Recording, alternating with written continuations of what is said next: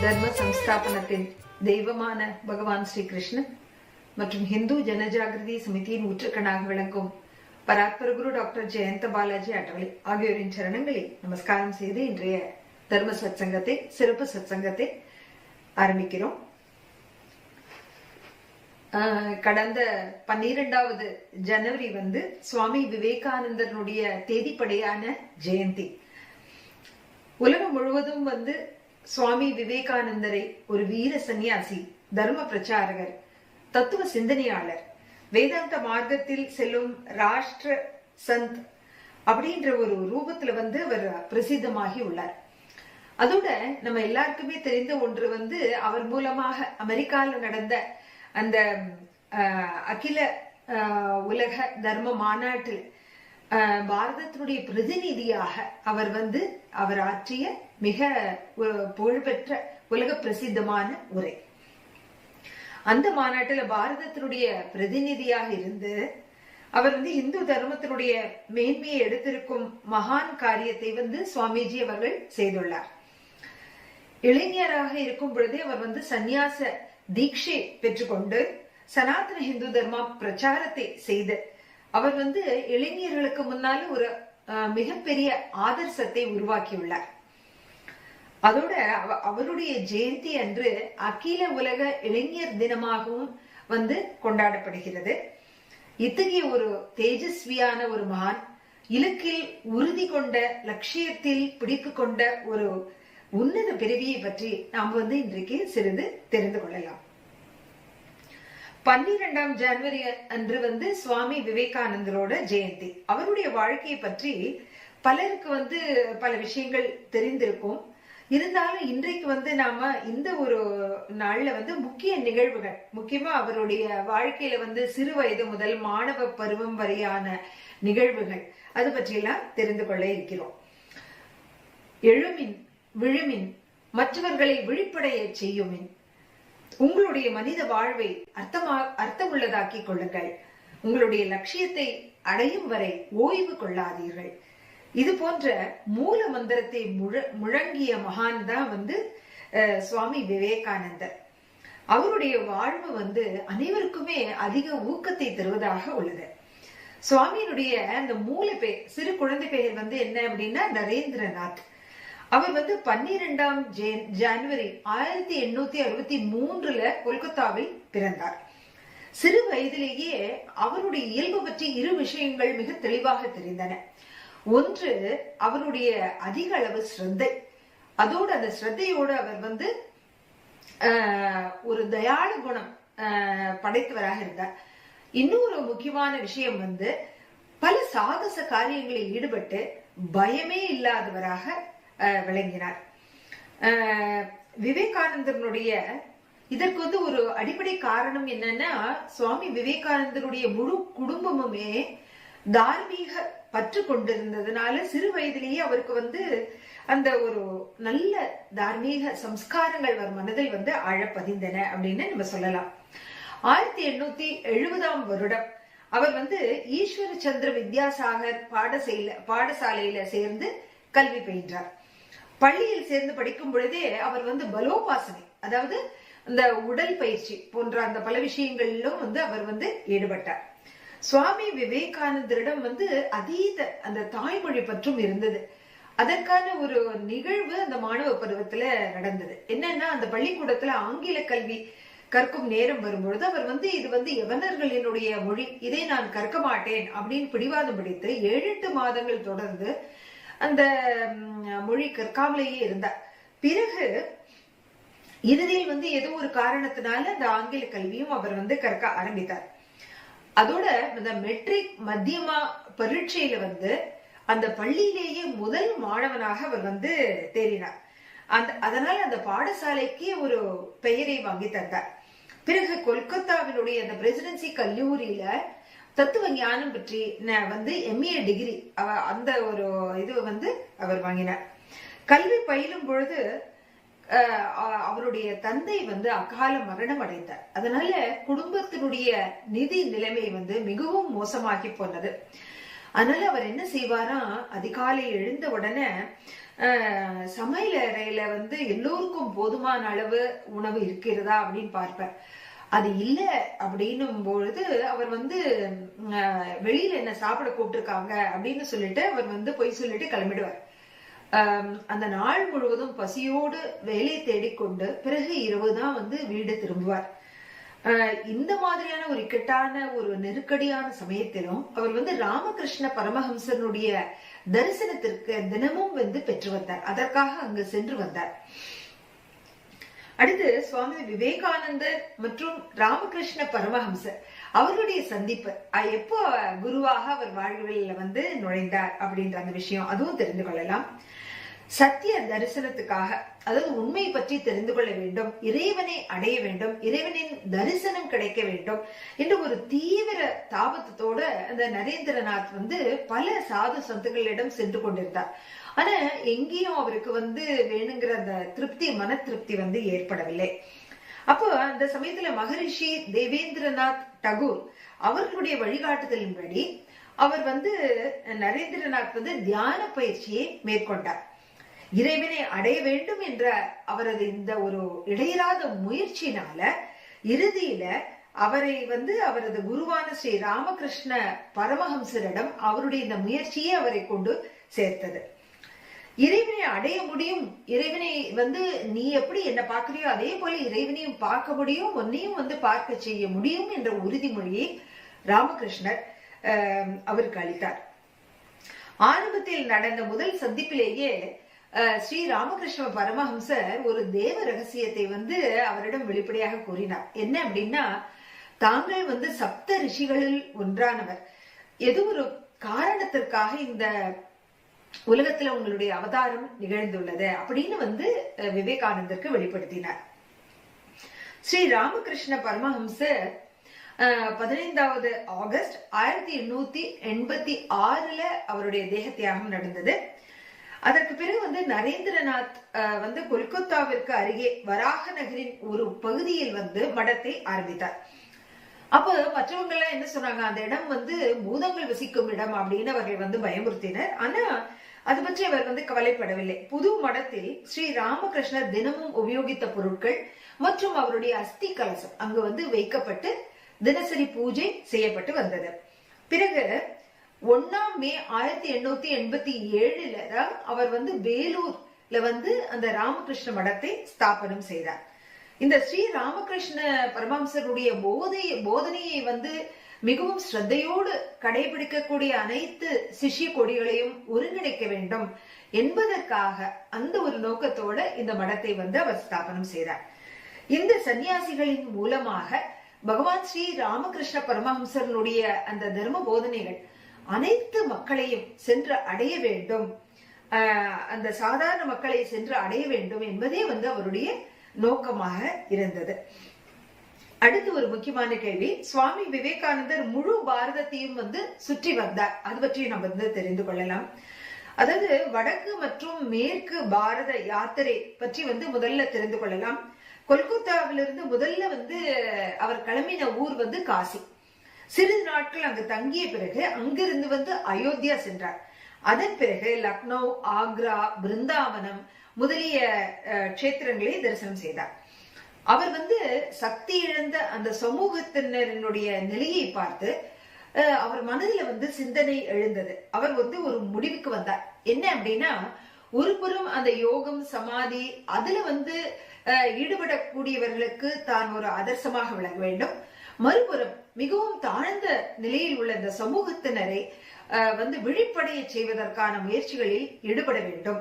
இவ்வாறு செய்தால்தான் நான் வந்து பகவான் ஸ்ரீ ராமகிருஷ்ணருடைய சிஷ்யர் என்று கூறிக்கொள்ளும் தகுதி எனக்கு இருக்கும் அப்படின்னு வந்து அவர் வந்து ஒரு உறுதி பூண்டார்.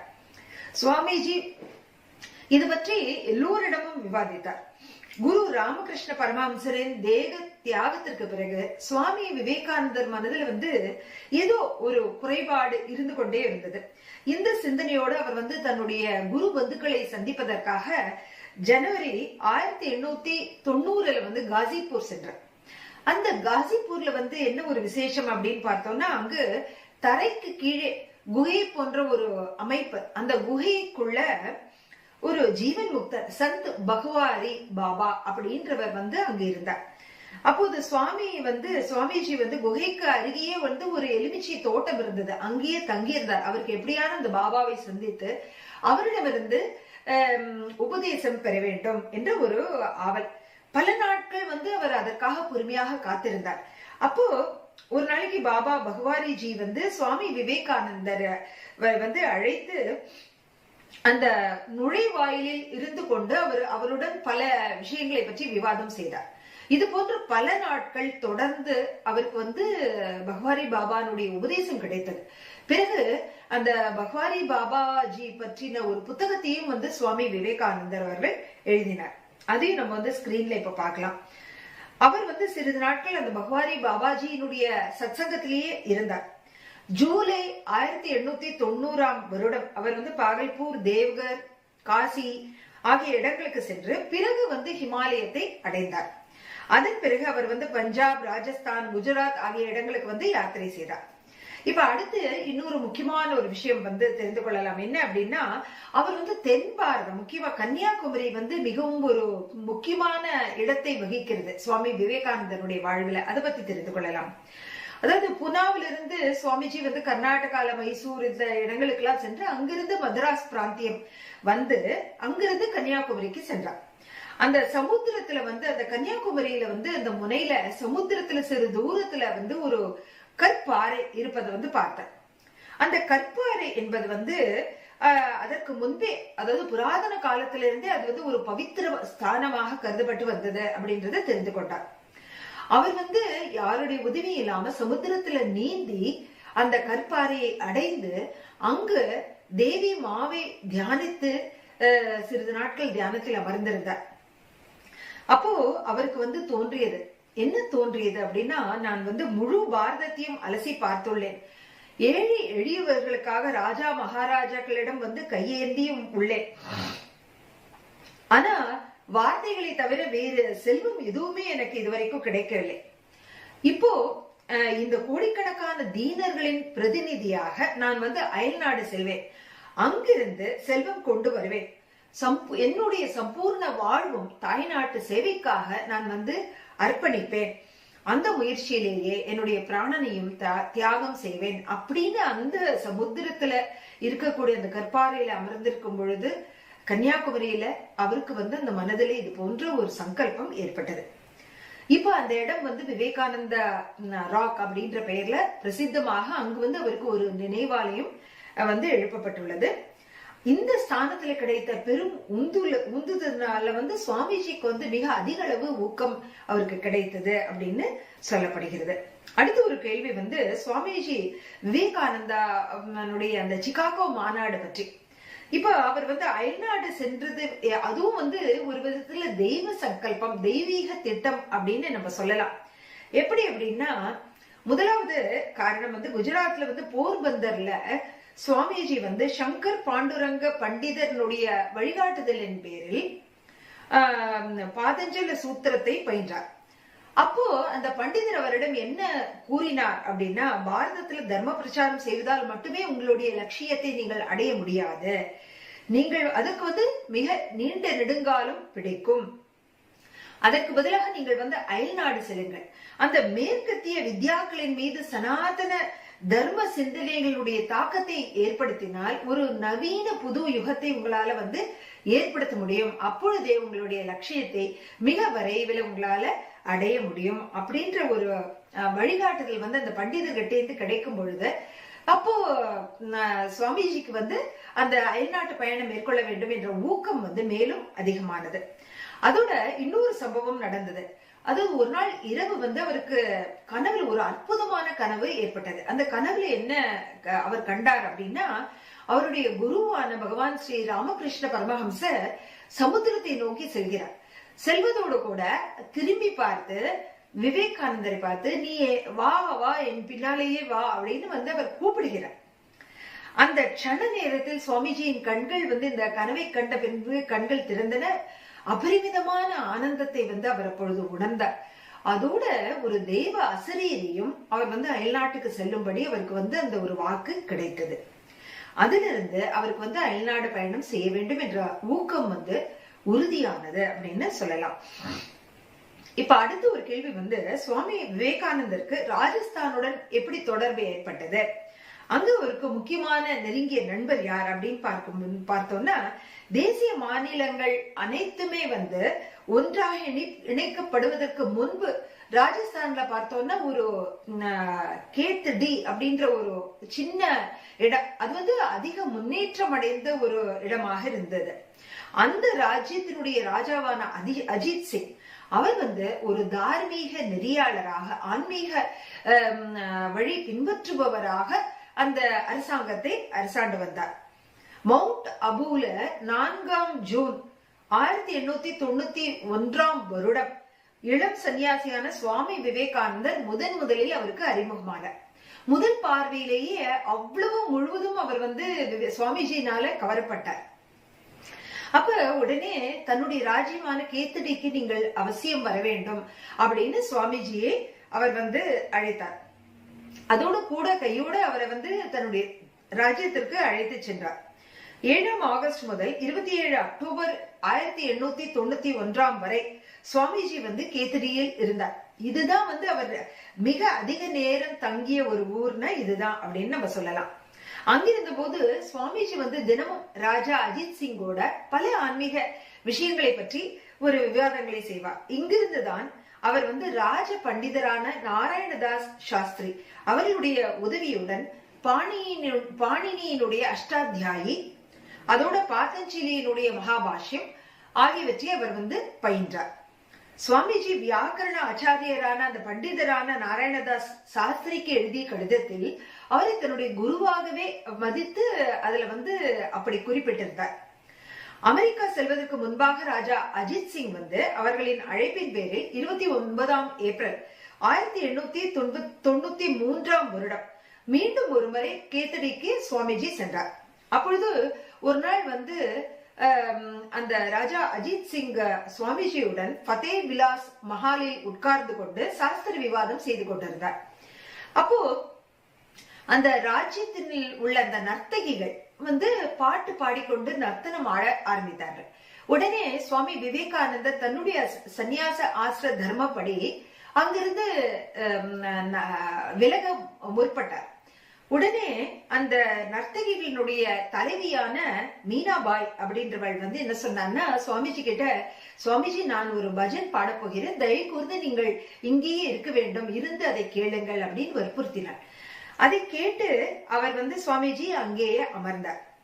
அப்ப அவள் வந்து அந்த பஜனையை பாடும் பொழுது அவருடைய கண்கள்ல வந்து ஆனந்த கண்ணீர் பெருக்கெடுத்து ஓடியது. ஆன்மீக உணர்வு அதிக அளவு வெளிப்படைந்தது. அவர் அந்த நர்த்தகியை பார்த்து ஞானதாயினி மா அப்படின்னு கூப்பிட்டார். அதோட நீ இன்றைக்கு என்னுடைய கண்களை திறந்து விட்டாய் அப்படின்னு அவர்கிட்ட ரொம்ப நன்றி தெரிவித்தார். இது போன்ற பல அற்புதமான நிகழ்வுகள் வந்து அந்த கேத்தடி அந்த ராஜா அஜித் சிங் ஓட அவருக்கு வந்து பல நிகழ்வுகள் நடந்தன. அடுத்த ஒரு கேள்வி வந்து, சுவாமி விவேகானந்தர் அமெரிக்கா செல்வதற்கு கேத்தடி ராஜா உதவி செய்தார் அப்படின்னு கூறப்படுகிறது. அதை பற்றி தெரிந்து கொள்ளலாம். 10 மே 1893 வருடம் சுவாமிஜிக்கு வந்து அப்போ வயது வந்து 23 மட்டுமே. அந்த 28 அந்த ஒரு இளம் வயதுல கேத்தடியிலிருந்து அமெரிக்கா செல்ல வேண்டும் என்ற இச்சையை வந்து அவர் வெளிப்படுத்தினார். அப்போ மகாராஜா அஜித் சிங் அவர்கள் வந்து செய்த நிதி உதவினால சுவாமி விவேகானந்தர்னால அந்த அமெரிக்க பயணத்தை மேற்கொள்ள முடிந்தது. அதோட அந்த உலக தர்ம மாநாட்டுல வந்து அவர் வந்து கலந்து கொண்டார். அந்த கலந்து கொண்டு வேதாந்த கொடியை மிக உயர பறக்க விட்டார். பாரதத்தை வந்து உலகத்தினுடைய தர்ம குரு அப்படின்ற ஒரு ஸ்தானத்துல வந்து நிலைநாட்டினார். அமெரிக்கா செல்லும் சமயம் வந்து கேத்தடி ராஜா அஜித் சிங் வந்து அவர் வந்து தன்னுடைய முன்ஷியாக இருந்த ஜக்மோகன் லால் அதோட மற்றும் சில உதவியாளர்களை மும்பை வரைக்கும் கூடவே அனுப்பி வைத்தார். அந்த சுவாமிஜிக்கு வந்து எந்த ஒரு உதவியும் பிரயாணத்திற்கு வேண்டிய எல்லா ஏற்பாடுகள் உதவிகள் எல்லாம் செய்ய வேண்டும் என்பதற்காக அவர்களை வந்து அனுப்பி வைத்தார். சுவாமிஜி வந்து அப்ப கப்பல்ல வந்து மிக ஒரு சாதாரண டிக்கெட் எடுத்திருந்தார். ஆனா ராஜா அஜித் சிங் அவர்கள் வந்து அதை ரத்து செய்து அதிக உயர்தர டிக்கெட்டை வந்து அவருக்காக வாங்கி கொடுத்தார். அமெரிக்காவில் அதோடு வந்து அமெரிக்கா சென்ற பிறகு சுவாமிஜியினுடைய பணம் அனைத்தும் தொலைந்த பிறகு அந்த செய்தி கேள்விப்பட்ட உடனேயே ராஜா அஜித் சிங் அவர்கள் உடனடியாக சுவாமிஜிக்கு வந்து $150 பணம் அனுப்பி வைத்தார். சிகாகோவில் இந்து தர்ம கொடியை பறக்கவிட்டு சுவாமிஜி வந்து உலகை வலம் வந்த பிறகு 1897 வருடம் பாரதத்துக்கு திரும்பிய பொழுது கேத்ரி மகாராஜா வந்து மிகுந்த மகிழ்வோட 12 மைல் தூரம் வந்து நடந்து சென்று அவரை வந்து மேல தாளத்தோட வரவேற்று கேத்ரி அழைத்து சென்றார். முழு நகரத்தையும் தீபங்களால் ஒளிரச் செய்தார். அவ்வளவு ஒரு சந்தோஷம். அந்த மக்களுக்கு வந்து அன்னதானம் வேறும் பல தானங்களை வந்து அவர் வந்து செய்தார். இந்த விழாவில சுவாமி விவேகானந்தர் வந்து அற்புதமா அந்த சாதாரண ஜனங்களுக்கு புரியும்படியான ஒரு உரை ஆற்றினார். அப்போ வந்து பல்லாயிரக்கணக்கான கிட்டத்தட்ட ஆயிரக்கணக்கான மக்கள் வந்து அங்கு குழுமி இருந்தனர். அந்த சொற்பொழிவை கேட்பதற்கு வந்து கேத்ரி ராஜாவோடு சேர்ந்து பல அயல்நாட்டு தலைவர்களும் அந்த இடத்துல வந்து இருந்தனர். 21வது டிசம்பர் 1897 வருடம் சுவாமிஜி வந்து கேத்ரியில் இருந்து கிளம்பினார். இதுவே வந்து அவர் இறுதியாக கேத்ரிக்கு வந்தது அப்படின்னு சொல்லலாம். ராஜா அஜித் சிங் மட்டுமே தன்னுடைய வாழ்வில் தனக்கு கிடைத்த மிக நெருங்கிய நண்பர் அப்படின்னு சுவாமிஜி எப்பொழுதுமே வந்து அந்த நன்றி உணர்ச்சியோட கருதினார். அதோட சுவாமிஜியினுடைய வேண்டுகோளின்படி ராஜா அஜித் சிங் வந்து சுவாமிஜியினுடைய தாயார் புவனேஸ்வரி மாதாவுக்கு மாதந்தோறும் $100 அவருடைய இறக்கும் தருவாயில் வரைக்கும் வந்து தொடர்ந்து அனுப்பி வந்தார். அடுத்த ஒரு கேள்வி வந்து சுவாமி விவேகானந்தர் என்ற பெயரும் வந்து கேத்ரி ராஜா தான் வந்து அவருக்கு கொடுத்தார்னு கூறப்படுகிறது. அதுவும் ரொம்ப ஒரு சுவாரஸ்யமான விஷயம். அதை தெரிந்து கொள்ளலாம். மக்களிடையே பிரபலமான அந்த சுவாமி விவேகானந்தர் அந்த பெயரை வந்து யார் அவருக்கு கொடுத்தார் அப்படின்னா அந்த அவருடைய நெருங்கிய நண்பரான ராஜா அஜித் சிங். இது வந்து பலருக்கு இந்த விஷயம் தெரியாது. இதற்கு முன்பு சுவாமிஜியினுடைய சந்நியாச பெயர் வேறு. அது வந்து விவிதிஷானந்தா அப்படின்ற ஒரு பெயர். அப்ப சிகாகோ செல்வதற்கு முன்பாக ராஜா அஜித் சிங் என்ன பண்ணினார், சுவாமிஜி உங்களுடைய பெயர் வந்து ரொம்ப கடினமா இருக்கு, அது மொழி வல்லுநர்களாலதான் அது வந்து உச்சரிக்க முடியும், அதனுடைய அர்த்தத்தை தெரிந்து கொள்ள முடியும், அதனால உங்களுக்கு ஏற்றபடியே ஒரு பெயர் வந்து மாற்றலாம் அப்படின்னு அவருக்கு வந்து அவருடைய தலையில ஒரு தலைப்பாகையை கட்டி அவருடைய உருவத்தையும் மாற்றி அதோடு அவருக்கு வந்து சுவாமி விவேகானந்தர் அப்படின்ற ஒரு பெயரையும் வந்து சூட்டினார். சுவாமி விவேகானந்தர் வந்து கடைசி இறுதி வரையிலும் அந்த தலைப்பாகையும் அந்த ஒரு பெயரையும் வந்து அப்படியே வந்து நிலைநிறுத்தி கொண்டார். இன்றைக்கும் நாம வந்து அந்த ஒரு சித்திரம் தான் நமக்கு வந்து கண் முன்னால வருகிறது. இது வந்து ராஜா அஜித் சிங் அவர்கள் வந்து அவருக்கு பண்ணின ஒரு இது. சுவாமி விவேகானந்தர் ராமகிருஷ்ண மிஷன் என்ற பெயருடைய சேவை அமைப்பை வந்து ஸ்தாபனம் செய்தார். அவர் ராஜஸ்தானில் முதல் கிளையை வந்து கேத்ரியில் வந்து 1958 ராஜா அஜித் சிங் அவர்களுடைய பௌத்ரர் பகதூர் சர்தார் சிங் அவர்கள் வந்து சுவாமி விவேகானந்தருடைய நினைவாலயம் இருக்கிற இடத்திலேயே வந்து அதை ஆரம்பித்தார். அந்த இடத்துலதான் சுவாமிஜி வந்து கேத்ரி வரும்போது தங்குவாராம். அடுத்து ஒரு கேள்வி, இன்றும் வந்து மேலை நாடுகளில் சுவாமி விவேகானந்தரின் பெயருக்கு வந்து மிகுந்த மதிப்பு உள்ளது. இதனுடைய காரணம் என்ன? இது ரொம்ப முக்கியமான ஒரு விஷயம். 31வது மே 1893 வருடம் பெனின்சுலார் என்ற ஒரு கப்பல்ல மூலமா மும்பையிலிருந்து கிளம்பி அவர் வந்து முதல்ல கனடாவுடைய வான்கூவர் நகரத்தை அடைந்தார். அங்கிருந்து ரயில் பயணமாக சிகாகோ சென்று அடைந்தார். அப்ப அந்த சமயத்துல தர்மசபா பரிஷத் அந்த மாநாடு வந்து 11வது செப்டம்பர் அன்றைக்கு இருக்க போகிறது அப்படின்னு அவருக்கு தெரிய வந்தது. ஆனா அதுல பங்கேற்க அவசியமான ஒரு அறிமுக பத்திரம் அவர்கிட்ட இல்லை அந்த சமயத்துல. அப்போ அயல்நாட்டில் சுவாமிஜி ஆனா அவர் எங்க சென்றாலும் அவருடைய அந்த தோற்றமும் அது எல்லாரையும் வந்து வசீகரித்தது. எல்லோரையும் அவரிடம் வந்து ஆக்கர்ஷிக்கப்பட்டார்கள். முதல் நாளே வந்து ஹார்வர்ட் பல்கலைக்கழகத்தினுடைய கிரேக்க மொழி பேராசிரியரான J.H. ரைட் அவர் வந்து சுவாமிஜியோட 4 மணி நேரம் வந்து அவரோட உரையாற்றி கொண்டிருந்தார். சுவாமிஜியினுடைய உன்னதமான புத்தி கூர்மையை அது வந்து வெகுவாக அவரை வந்து கவர்ந்தது. சர்வ தர்ம மாநாட்டுல சுவாமிஜிக்கு வேணுங்கிற அந்த அறிமுக பத்திரத்தை வந்து தான் வாங்கி தருவதாக அதனுடைய முழு பொறுப்பையும் அவர் ஏற்றுக்கொண்டார். ஸ்வர்ண பூமியான பாரதத்தின் இந்த சத்புருஷரின் மூலமாக உலகிற்கு வந்து இந்து தர்மத்தை அறிமுகப்படுத்துவது என்பது ஒரு தெய்வீக திட்டமாக இருந்தது. அமெரிக்காவின் சிகாகோவில் 11வது செப்டம்பர் 1893 அன்று நடந்த அந்த சர்வதேச மாநாட்டின் மூலம் முழு உலகிற்கும் ஒரு அறைகூவல் விடுத்தார். அப்போ இந்து தர்மத்தினுடைய உண்மையான பிரதிநிதி அவராக இருந்தார் அப்படின்றத அதுவே நிரூபணமானது. திங்கள் கிழமை 11வது செப்டம்பர் 1893 அன்று காலை அந்த தர்ம குருமார்களினுடைய மந்திர உச்சாரணத்துடன் பிறகு சங்கீதம் நிரம்பிய சூழலில் அந்த தர்ம சபா ஆரம்பமானது. வியாசபீடத்தினுடைய மத்திய பாகத்துல அமெரிக்காவினுடைய ரோமன் கத்தோலிக்க மதகுரு அமர்ந்திருந்தார். சுவாமி விவேகானந்தர் எந்த ஒரு குறிப்பிட்ட மதத்தினுடைய பிரதிநிதியாகவும் செல்லவில்லை. அவர் சம்பூர்ண பாரதத்தினுடைய சனாதன வைதிக இந்து தர்மத்தினுடைய பிரதிநிதியாக அங்க சென்றார். இந்த மாநாட்டில் பார்த்தோம்னா 6 முதல் 7000 ஆண்கள் பெண்கள் நிறைந்திருந்தனர். தொகுப்பாளர்களினுடைய குறிப்புக்கு பிறகு அந்த வியாசபீடத்தில் இருந்தவர்கள் அவர்கள் தயாரித்து கொண்டு வந்திருந்த அந்த உரையை பார்த்து படித்தனர். ஆனா சுவாமிஜி தன்னுடைய உரையை எதுவும் எழுதி கொண்டு போகவில்லை. அவருடைய முறை வரும்பொழுது அவர் தன்னுடைய குருவை ஸ்மரித்து விட்டு தன்னுடைய இருக்கையிலிருந்து எழுந்தார். உரையினுடைய ஆரம்பத்தில் என்னுடைய அன்பார்ந்த சகோதர சகோதரிகளே அப்படின்னு அவர் கூட்டத்தை விழித்தார். அவருடைய அந்த சைத்தன்ய பூர்வமான அந்த தேஜஸ் கொண்ட வாணியால் அனைவரும் ஒரு மந்திரத்துக்கு கட்டுப்பட்டவர்கள் போல ஆனார்கள். இந்த வார்த்தைகளில் மட்டுமே அத்தகைய ஒரு அற்புத சக்தி நிரம்பி இருந்தது. சுவாமிஜி இந்த வார்த்தைகளை உதிர்த்தவுடன் ஆயிரக்கணக்கான ஆண்களும் பெண்களும் தங்களின் இருக்கைகளை விட்டு எழுந்து நின்று கைகளை தட்டி ஆரவாரம் செய்தார்கள். ஆரவாரம் செய்து அந்த ஆர்ப்பரிப்பு நிற்கவே இல்லை. தங்களுடைய மகிழ்ச்சியை தொடர்ந்து வெளிப்படுத்தினார்கள். சுவாமிஜியினுடைய ஆன்மீக உணர்வு செறிந்த வார்த்தைகளை உள்வாங்கியதால் அனைத்து பார்வையாளர்களுடைய மனம் ஸ்தம்பித்தது போன்ற ஒரு நிலை ஏற்பட்டது.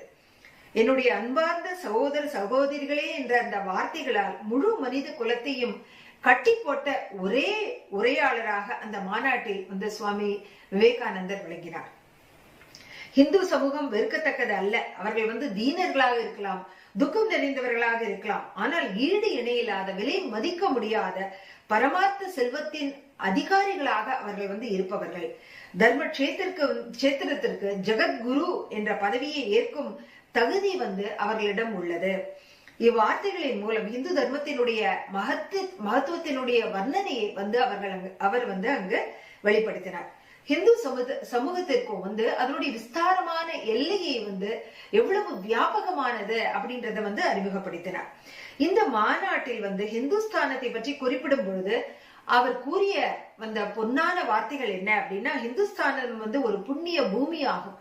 கடமை செறிந்த கர்ம பூமி இது. சத்தியம் நிறைந்த பூமி.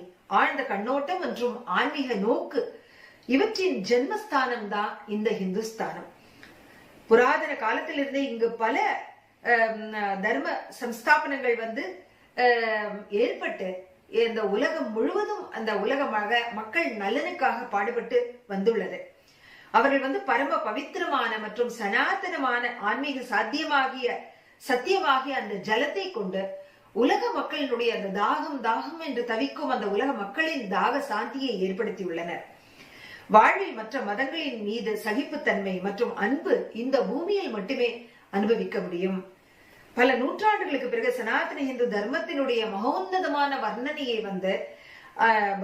சுவாமி விவேகானந்தர் செய்து இந்து சமூகத்தினருக்கு அதனுடைய எல்லைகள் எவ்வளவு வியாபகமானவை, எவ்வளவு பரந்து விருந்தனவை அப்படின்னு எடுத்து காட்டினார். சுவாமிஜி மற்ற எந்த மதத்தையும் அதற்காக நிந்தனை செய்யவில்லை. யார் மீதும் குற்றம் குறை காணவில்லை. எந்த மதத்தையும் அவர் தாழ்வாக பார்க்கவில்லை. அயல் நாட்டினரால் மிகவும் தாழ்வாக ஒரு அவமதிக்கும் கண்ணோட்டத்தோடு பார்க்கப்பட்ட இந்து தர்மத்தை சுவாமி விவேகானந்தர் தட்டி எழுப்பி அதனுடைய மூல தேஜஸ்வியான ரூபத்தை வெளிப்பட செய்தார். அதோடு அகில உலக அரங்கில் நம்முடைய சனாதன இந்து தர்மத்தை அரியணை ஏற்றினார். இன்று சுவாமி விவேகானந்தரனுடைய அந்த சரித்திர புகழ்பெற்ற அந்த சிகாகோ உரை மற்றும் அவருடைய வாழ்வில நடந்த பல உன்னதமான அற்புத நிகழ்வுகள் ஆகியவை பற்றி நம்ம தெரிந்து கொண்டோம். அதன் மூலம் ஊக்கம் அடைந்து அவரை போன்ற அந்த நம்முடைய பாரத தேசத்திற்கு அனைத்தையும் தியாகம் செய்து நாமும் அவரை ஆதர்சமாக கொண்டு செயல்பட வேண்டும். அந்த சங்கல்பத்தை நாம் அனைவரும் மேற்கொள்ள வேண்டும் என்று வேத நாராயணனுடைய சரணங்களில் நன்றி கலந்த நமஸ்காரத்துடன் பிரார்த்தனை செய்து இன்றைய சத்சங்கத்தை நிறைவு செய்து கொள்ளலாம். நன்றி, வணக்கம்.